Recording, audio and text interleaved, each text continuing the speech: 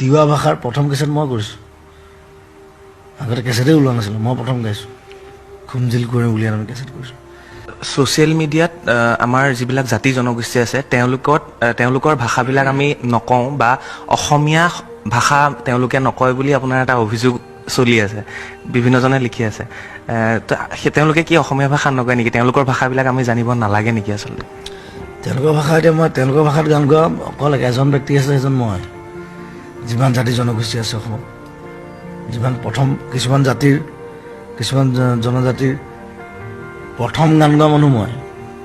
আৰু প্ৰথম কেছেট উলিওৱা মানুহো মই এতিয়া তিৱা ভাষাৰ প্ৰথম কেছেট মই কৰিছোঁ আগতে কেছেটেই ওলোৱা নাছিলোঁ মই প্ৰথম গাইছোঁ